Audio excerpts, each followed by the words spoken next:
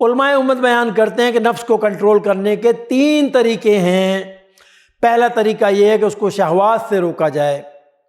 آج کل کے نوجوان یہ سمجھتے ہیں کہ شہوت کا لفظ جنس کے لیے استعمال ہوتا ہے، ایسی بات نہیں ہے، بلکہ عربی زبان میں یہ لفظ عام ہے۔ شہوت کا لفظ اشتہا سے بنا ہے، یعنی اشتہا یعنی خواہش، کسی بھی چیز کی ہو سکتی ہے۔ مثلاً بعض لوگوں کو کھانے پینے کی بہت اشتہا ہوتی ہے، ان کا جی ہر وقت یہ چاہتا ہے کہ یہ چیز کھائیں، وہ چیز کھائیں، یہ چیز بنائیں، وہ چیز بنائیں۔ اسی طرح کچھ لوگوں کو اچھے کپڑے پہننے کی خواہش ہوتی ہے، بن ٹھن کر اور سنور کر رہیں، اچھی گاڑی ہو اور اکڑ پھو میں چلیں۔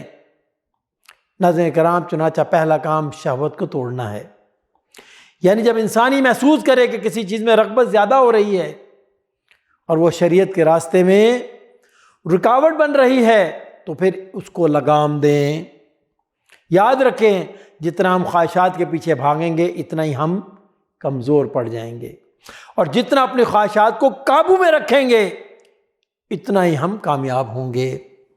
ناظرین کرام، اس کی مثال ایسی ہے جیسے گھوڑا قابو میں نہ آتا ہو تو لوگ اس کو تھوڑا چارہ دیتے ہیں، کھانا تھوڑا دیتے ہیں۔